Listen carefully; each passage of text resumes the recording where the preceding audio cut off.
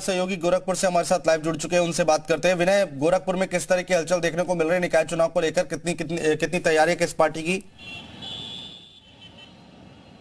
ये बता दें कि प्रदेश में जो 17 मेयर की सीटें हैं, सबसे महत्वपूर्ण सीट गोरखपुर की मानी जाती है, क्योंकि सीएम सिटी की सीट है। और यहाँ जो है, जो पिछली बार जब चुनाव हुआ था मेयर का, तो यहाँ सीताराम जायसवाल जो बीजेपी के थे, उन्होंने 75,000 से अधिक वोटों से राहुल गुप्ता जो सपा के थे उन्हें हराया था। लेकिन इस बार की जो लड़ाई है वो कांटे की लड़ाई होगी, क्योंकि सभी पार्टियां अपनी कमर कस ली हैं। और जब से आरक्षण की सूची जारी हुई है, सभी पार्टियां एक्टिव हो गई हैं और सभी जो है सभी क्षेत्रों में अपना काम करना शुरू कर दी हैं। तैयारी सबकी यहाँ पर तगड़ी दिखाई दे रही है। विनय, गोरखपुर बहुत महत्वपूर्ण जगह है और यहाँ पर समाजवादी पार्टी की अगर हम बात करें तो कितनी तैयार दिखाई देती है? समाजवादी पार्टी की बात की जाए तो देखिए, ये इस चुनाव में भी जो है ओबीसी पे ही दाव समाजवादी पार्टी खेलेगी, क्योंकि ओबीसी वर्ग का जो यहाँ दबदबा रहा है, पहले से रहा है। और जो वोट है वो भी सबसे ज़्यादा है, तो इसलिए जो है समाजवादी पार्टी अभी नया जिला अध्यक्ष भी यहाँ बनाया है। और समाजवादी पार्टी का जो कार्य करने की जो शैली है वो भी पूरी तरह से बदल चुकी है और लगातार। ठीक है, बरेली चलेंगे। अजय कश्यप हमारे सहयोगी हमारे साथ जुड़ चुके हैं। अजय, बरेली के क्या सूरत हाल है और किस तरह की तैयारी, तस्वीर कैसी दिखाई दे रही है? देखिए अनुज, बताना चाहूंगा कि बरेली की बात की जाए तो बरेली के लिए, भारतीय जनता पार्टी के लिए प्रतिष्ठा की सीट है। प्रतिष्ठा की सीट इसलिए है क्योंकि यहाँ पर भाजपा का गढ़ कहा जाता है। 9 विधानसभाएं, उसमें से 7 जो है भारतीय जनता पार्टी के पास, 2 लोकसभाएं हैं, दोनों की दोनों भारतीय जनता पार्टी के पास, जिला पंचायत भाजपा के पास। मेयर की बात की जाए तो 2017 के चुनाव में डॉक्टर उमेश गौतम बरेली से जीते। तो ऐसे में कहा जा सकता है कि अब नोटिफिकेशन जारी करने के बाद जो है भाजपा हार और जीत के लिए नहीं बल्कि अपनी प्रतिष्ठा को बचाने के लिए दौड़ेगी। वहीं अगर नगर पालिका परिषद की बात कर ली जाए तो बरेली में 4 नगर पालिका परिषद है और 14 नगर पंचायत है। तो इसमें जो है सिर्फ 7 ऐसी नगर पंचायत है जिसमें फेरबदल किया गया है। तो पूरी तरह से भारतीय जनता पार्टी ने कोशिश की है, जिस तरह से कयास लगाए जा रहे थे कि बरेली की मेयर की सीट या तो एससी होगी या ओबीसी होगी, लेकिन उसके बाद जब नोटिफिकेशन आया तो वो सीट को पिछले बार की तरह जनरल रखा गया है। उमेश गौतम की बात की जाए तो 2017 में जो है उन्होंने समाजवादी पार्टी के तोमर को लगभग 12,000 वोटों से हराया था। तो ऐसे में कहा जा सकता है कि जो उमेश गौतम की जो उपलब्धियों की जो फहरिस्त है वो काफी लंबी है। बरेली में अगर बात की जाए तो चाहे वो पक्की सड़कें हो, यूनिपोल हो, रोड लाइट हो, सबसे बड़ी बात है कि वहां पे बरेली की सबसे बड़ी समस्या जो सीवर लाइन, 40 साल पुरानी सीवर लाइन थी, जैसे ही बरसात होती थी वो चौक हो जाती थी। आधे से ज्यादा शहर की बात की जाए तो पानी में डूब जाता था। उमेश गौतम की सराहना करूंगा इस मौके पे कि उन्होंने बहुत ज्यादा तादाद में जो है सीवर लाइन बना दी है। बरेली में लगभग अब हर वार्ड में जो है पक्की रोड, पक्की सड़क और रोड लाइट आ चुकी है। तो ऐसे में कहा जा सकता है। कपिल जी के पास चलेंगे। कपिल श्रीवास्तव समाजवादी पार्टी के प्रवक्ता हमारे साथ मौजूद है। कपिल श्रीवास्तव जी, कल भूपेंद्र चौधरी कह रहे थे कि भाई समाजवादी पार्टी ने भ्रम फैलाकर यहां पर लेट कराने की, डिले कराने की चुनाव की कोशिश की थी, और आप लोग कहते हैं कि बीजेपी नहीं कराना चाहती चुनाव। अनुज भाई, एक बात बताइए कि जो साच होती है उसकी आंच कहां आ जाएगी? सरकार आपकी है, ट्रिपल टी आपको कराना था, आपने नहीं कराया, और उसके लिए दोष आप विपक्षी दल होकर ढूंढे हैं। तो ये तो निहायत मूर्खता वाली चीजें हैं ना भाई। जनता भी जान रही है कि चुनाव आपको कराना था। सुप्रीम कोर्ट ने जो रेगुलेट किया था ट्रिपल टी, वो सरकार के लिए किया था, विपक्षी दलों के लिए नहीं किया था। विपक्षी दलों को थोड़ी कराना था। क्या इनको मालूम नहीं था कि जनवरी में होने हैं चुनाव? क्या इनको मालूम नहीं था कि सुप्रीम कोर्ट का दिशा निर्देश है? क्या इनको मालूम नहीं था कि इन्होंने जानबूझ करके सुप्रीम कोर्ट के दिशा निर्देशन का पालन जो है सुनिश्चित नहीं किया और आप टोपी दूसरे को पहनाएंगे?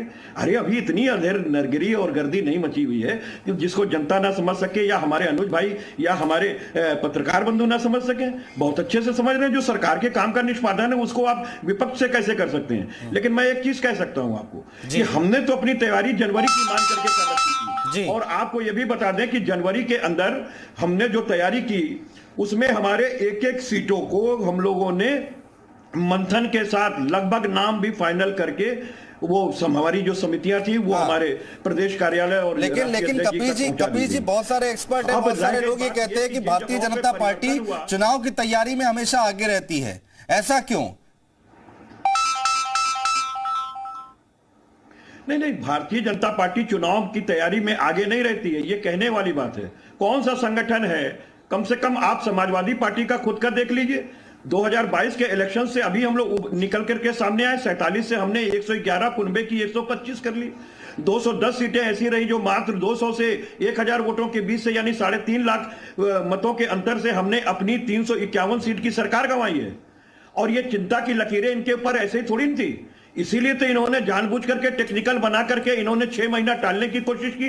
जिस समय जीएसटी की छापेमारी चल रही थी और व्यापारी परेशान था, इनके खिलाफ आंदोलनरत था, जिस तरीके से 69,000 के शिक्षक में ओबीसी के आरक्षण के साथ खेल किया गया था, जिस तरीके से आंगनबाड़ी से लेकर के और हमारे ये आपका जो है एम्बुलेंस के चालक जो है, इनके विजय दुबे जी, ये डिले जो हुआ है, विजय दुबे जी के पास चलेंगे। आप ही की बात को आगे बढ़ा रहा हूं, कपिल जी आप ही की बात को आगे बढ़ा रहा हूं। ये जो डिले हुआ है उससे किस पार्टी को कितना नफा कितना नुकसान होता दिखाई दे रहा है, विजय दुबे जी जरा ये समझाइए। देखिए, जो ये डिले है उसमें आप ये कह सकते हैं कि चुनाव की तैयारियों के लिए जिस प्रकार से 2022 के चुनाव के बाद से अगर कह दें कि सपा से कुछ दलों का मोहभंग होने लगा, तो भाई इस तैयारी के लिए तो समय जो अपोजिशन पार्टी को ही ज्यादा मिला है कि दोबारा से रिऑर्गेनाइज कर लीजिए। अब भाई कहीं ऐसा ना हो कि जो पार्टियां उनसे अलग हुई हैं वो अलग खम ठोक करके खड़ी हो जाएं, और जो अधिकतर उसमें पार्टियां ऐसी हैं जो कि ओबीसी वर्ग की हैं या ओबीसी का प्रतिनिधित्व ज्यादा है उनके पास में, तो ये जो है इसमें कोई नाम लेने वाली बात नहीं रह गई है। और जिन इलाकों के वो बिलोंग करते हैं भाई, उसमें जो है वो लगातार सपा को ही चैलेंज कर रहे हैं। तो ये दिक्कत की बात जो है अपोजिशन को देखिए, अच्छा एप्लीकेशंस किसने लगाई थी, कौन गया था हाई कोर्ट में, ये भी तो तय होना चाहिए ना। पता तो चले भाई कि किसको ऑब्जेक्शन थी ज्यादा।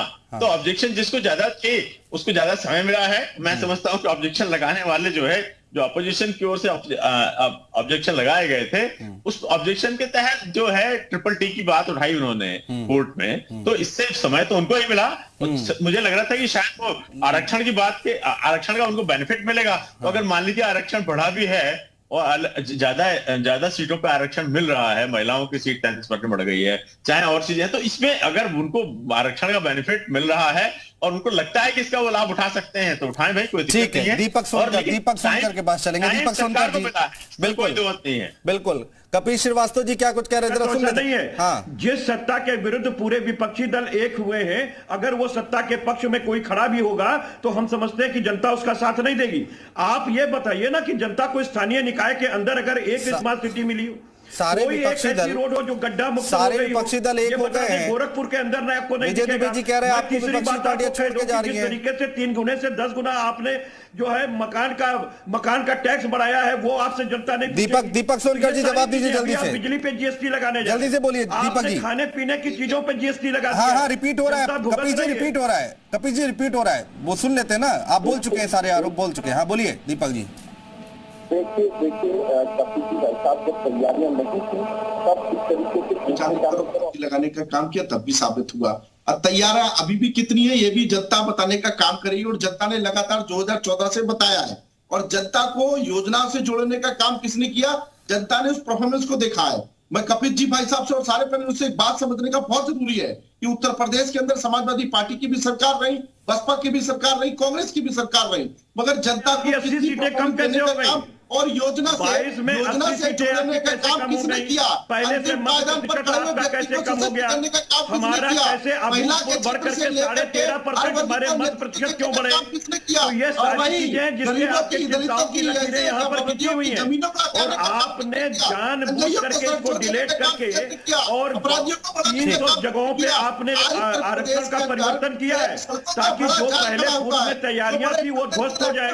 आपने तो एक भी पार्षद के लिए अपनी मीटिंग नहीं लगाई थी, आप किसी भी जिला के अंदर कमेटी का गठन कर पाए थे। ये कहने वाली बातें समय नहीं बचा है। बहुत शुक्रिया आप सभी मेहमानों का हमारे साथ जुड़ने के लिए, तमाम बातचीत करने के लिए, चर्चा करने के लिए।